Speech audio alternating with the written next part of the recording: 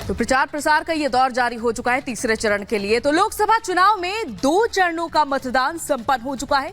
एक तरफ BJP bumper जीत का भरोसा जता रही है, तो वहीं इंडी गठबंधन सत्ता में वापसी के दावे कर रहा है। भीषण गर्मी में मतदान प्रतिशत भले ही कमी दर्ज की गई हो, लेकिन तीसरे चरण के प्रचार का शोर बदस्तूर जारी है। खास रिपोर्ट आपको दिखाते हैं।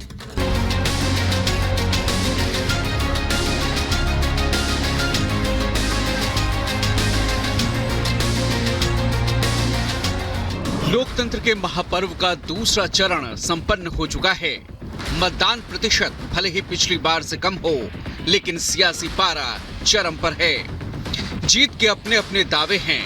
बीजेपी 400 पार के दावे कर रही है, तो वहीं इंडी गठबंधन वाले अब सत्ता में आने का दम भर रहे हैं। 4 जून को किसकी सरकार होगी, ये साफ हो जाएगा। हालांकि दूसरे दौर के मतदान के बाद जो तस्वीर उभर रही थी, उसका बयां पीएम मोदी ने सोशल मीडिया पर कुछ यूं किया। पीएम मोदी ने लिखा, दूसरे चरण का मतदान बहुत अच्छा रहा। देश भर के लोगों का आभार जिन्होंने मतदान किया। एनडीए को मिल रहा समर्थन विपक्ष को और भी निराश करने वाला है। युवाओं और महिलाओं ने एनडीए को मजबूत समर्थन दिया। अब तीसरे चरण के रन के लिए पीएम मोदी और बीजेपी ने अपनी ताकत झोंक दी है। आज पीएम मोदी महाराष्ट्र, गोवा और मध्य प्रदेश में प्रचार करेंगे। कोल्हापुर और दक्षिण गोवा में पीएम की रैलियां हैं। धार में भी पीएम मोदी का आज प्रचार होगा। कोल्हापुर में शाम 5 बजे पीएम की रैली है, तो वहीं दक्षिणी गोवा में बीजेपी के उम्मीदवार के लिए आज शाम 7 बजे वास्को में पीएम रैली करेंगे। पीएम मोदी के निशाने पर है कांग्रेस और इंडी गठबंधन। मैनिफेस्टो, मंगलसूत्र, मुस्लिम तुष्टीकरण, परिवारवाद और भ्रष्टाचार जैसे तमाम मुद्दों पर पीएम मोदी ने कांग्रेस पर जबरदस्त सियासी प्रहार किया है। अब ईवीएम पर सुप्रीम कोर्ट के फैसले के बाद भी पीएम मोदी ने करारा प्रहार किया। देश की सर्वोच्च अदालत ने, सुप्रीम कोर्ट ने ऐसा करारा तमाचा मारा है, ऐसा करारा तमाचा मारा है, ये अब मुंह ऊंची करके देख नहीं पाएंगे। पीएम मोदी ने दूसरे चरण से पहले विपक्ष, खासकर कांग्रेस को मुस्लिम तुष्टीकरण और ओबीसी आरक्षण के मुद्दे पर घेरा। विरासत टैक्स के रूप में कांग्रेस अपनी जो खासम खासस वोट बैंक होगी, आरजेडी की अपनी जो खासम खास वोट बैंक होगी, ये जो आपका लूट लेंगे वो उनको बांट देंगे। और इसलिए एक स्वर से देश कह रहा है, कांग्रेस की लूट जिंदगी के साथ भी, जिंदगी के बाद भी। पीएम मोदी के अलावा आज बीजेपी के कई दिग्गज तीसरे चरण के लिए प्रचार की कमान संभालेंगे। गृह मंत्री अमित शाह आज गुजरात में ताबड़तोड़ प्रचार करेंगे। गुजरात के पोरबंदर, भरूच, पंचमहल में गृह मंत्री शाह की चुनावी रैलियां हैं। वडोदरा में शाम 4:30 बजे अमित शाह का रोड शो होगा। गुजरात में 7 मई को सभी सीटों पर तीसरे चरण में मतदान होने हैं। 70 साल से कांग्रेस पार्टी धारा 370 को अपने अनौरस बच्चे की तरह संभाल कर बैठी थी। इसके कारण आतंकवाद बढ़ता था। कश्मीर के अंदर तिरंगा नहीं लहराया जाता था। मोदी जी ने 5 अगस्त 2019 को कश्मीर से धारा 370 को समाप्त। मैनिफेस्टो को लेकर पीएम ने कांग्रेस पर करारा प्रहार किया था। अब यूपी सीएम योगी आदित्यनाथ ने भी मैनिफेस्टो को लेकर कांग्रेस पर करारा प्रहार किया और गोकशी पर सवाल उठाए। सीएम योगी आज यूपी में ताबड़तोड़ प्रचार करेंगे। हाथरस, फिरोजाबाद और औरैया में सीएम योगी की रैलियां हैं। कांग्रेस ने अपने घोषणा पत्र में 2 बातें और कही हैं। विरासत टैक्स के साथ साथ उन्होंने एक बात और कही है। उन्होंने कहा है, अल्पसंख्यकों को उनकी पसंद की खाने की स्वतंत्रता देंगे, यानी वह गौकशी कराने का खुली छूट देंगे। क्या आप गौकशी को छूट देंगे क्या?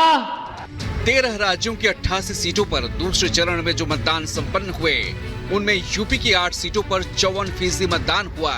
मध्य प्रदेश की 6 सीटों पर 56%, राजस्थान में 13 सीटों पर 62%, बिहार में 5 सीटों पर 54.4%, जम्मू कश्मीर के 1 सीट पर करीब 70% मतदान हुआ, तो वहीं महाराष्ट्र के 8 सीटों पर करीब 54%, पश्चिम बंगाल में 3 सीटों पर 72%, छत्तीसगढ़ में 3 सीटों पर 73%, कर्नाटक में 14 सीटों पर करीब 65%, तो वहीं असम में 5 सीटों पर करीब 71%, केरल में 20 की 20 सीटों पर करीब 63% मतदान हुआ, तो वहीं मणिपुर और त्रिपुरा में एक सीट पर 78% और 79% मतदान दर्ज किया गया।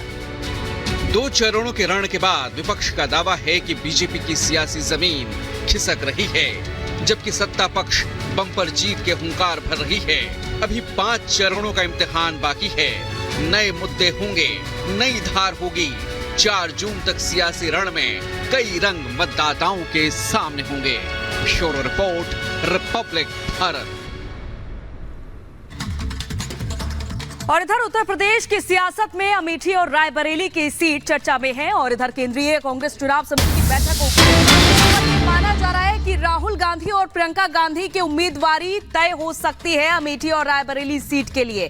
तो कांग्रेस सीईसी की आज अहम बैठक होनी है और आज राहुल गांधी और प्रियंका गांधी की उम्मीदवारी तय मानी जा रही है। अब तक कांग्रेस ने अपने 317 उम्मीदवारों का ऐलान कर दिया है और आज 11 उम्मीदवारों का ऐलान भी कांग्रेस कर सकती है और साथ ही साथ अमेठी रायबरेली पर यहां चर्चा संभव मानी जा रही है। 2 तस्वीरें आपके सामने। राहुल की घर वापसी होगी क्या, ये बड़ा सवाल है क्योंकि अमेठी उनकी सीट हुआ करती थी, लेकिन 2019 के चुनाव में बीजेपी ने ये सीट उनसे अपने खाते में ले ली थी और दूसरी तरफ रायबरेली सीट जो फिलहाल खाली हो चुके हैं। और ये 2 तस्वीरें वाड्रा की दावेदारी, एक तरफ रॉबर्ट वाड्रा भी दावेदारी कर रहे हैं, उनके पोस्टर्स भी लगे हुए अमेठी में जगह जगह। तो वही स्मृति ईरानी का प्रचार भी लगातार अमेठी में जारी है। अब अमेठी से कौन होगा अगला उम्मीदवार, ये फिलहाल आज तय माना जा रहा है कि अमेठी से कांग्रेस किसकी उम्मीदवारी तय करती है, ये तय हो जाएगा।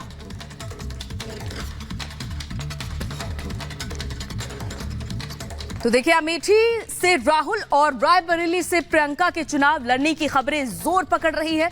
अब तक कांग्रेस उम्मीदवार का इन 2 हॉट सीटों के लिए औपचारिक ऐलान नहीं हुआ है और आज कांग्रेस की केंद्रीय चुनाव समिति की बैठक में अमेठी और रायबरेली सीटों पर चर्चा होगी। संभव है कि राहुल और प्रियंका के नाम पर औपचारिक मुहर लग जाए आज। देखिए खास रिपोर्ट।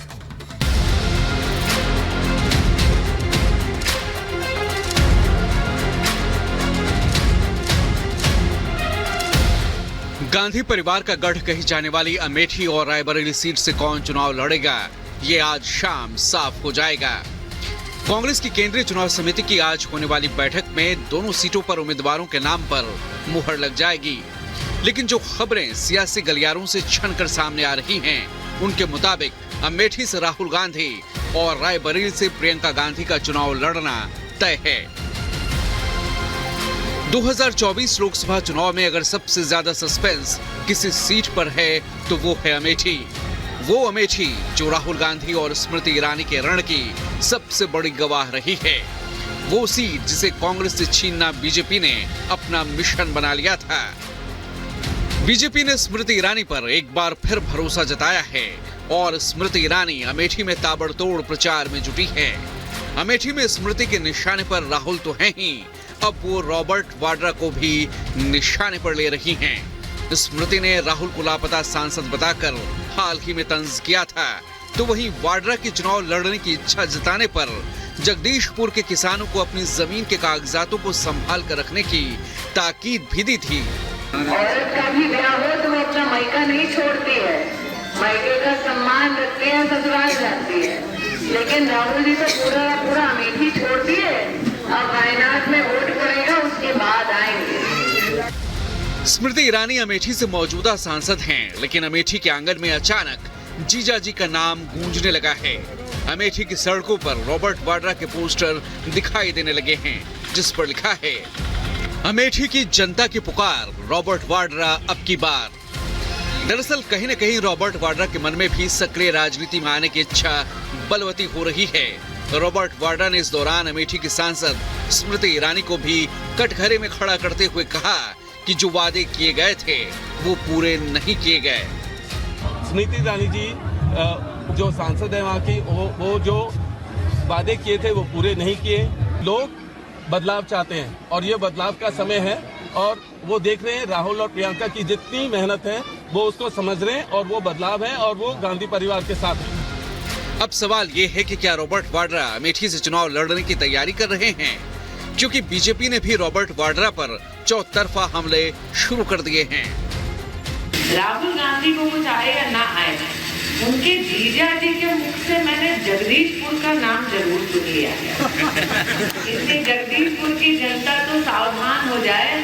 अगर जीजा जी को जगदीशपुर सुरेश ध्यान में आ गया है, इसका मतलब एक एक गांव, एक एक घर, एक एक व्यक्ति अपना खेत का कागज छुपा ले। सियासत में खेल इतना आसान नहीं होता है।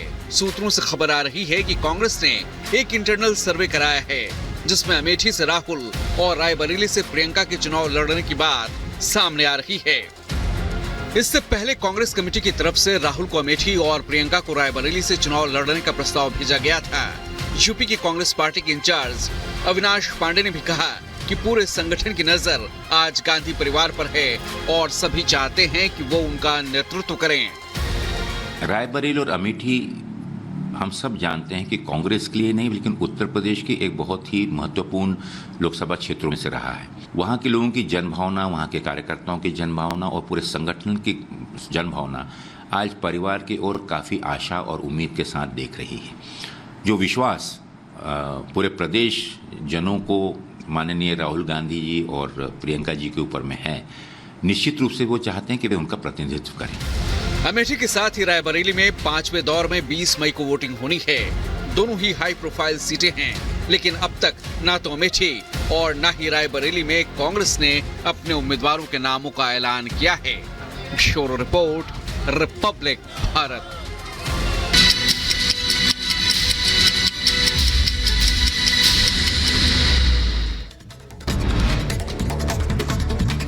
बिहार के दरभंगा में सिलेंडर ब्लास्ट से मचा हड़कंप। हादसे में एक ही परिवार के 6 लोगों की दर्दनाक मौत। घटना के बाद पूरे इलाके में पसरा सन्नाटा। आग लगने से घर में रखे सिलेंडर में ब्लास्ट हो गया। घटनास्थल पर पहुंची पुलिस ने हर संभव मदद का भरोसा दिया। यूपी के रायबरेली में संदिग्ध हालात में गेहूं के खेत में लगी भीषण आग। आग लगने से कई बीघा फसल जलकर राख हो गई। मौके पर पहुंची फायर ब्रिगेड की टीमों ने आग पर काबू पाया। यूपी के हमीरपुर में तेज रफ्तार कार और बस में टक्कर हो गई। बस की टक्कर में कार के परखच्चे उड़ गए। हादसे में स्टीयरिंग में फंसकर पिता की मौत, मासूम बेटा भी घायल। गंभीर हालत में अस्पताल में भर्ती कराया गया। बस छोड़कर चालक फरार। यूपी के गाजीपुर में सर्फिक टैंक की आड़ में चल रहा अवैध शराब का कारोबार। पुलिस ने छापेमारी कर अवैध शराब के 2 कारोबारी को पकड़ा। मौके से 15 लाख की कीमत की अवैध शराब भी जब्त। यूपी के सहारनपुर में सरकारी स्कूल में फटी रॉकेट लॉन्चर जैसी चीज। विस्फोट के बाद गिरे स्कूल की दीवार। गांव में अफरा तफरी का माहौल। देवबंद पुलिस ने बम के पुर्जे को कब्जे में लेकर मामले की जांच शुरू की। यूपी के बदायूं में तेज रफ्तार डंपर से बाइक सवार को रौंदा गया। हादसे में बाइक सवार एक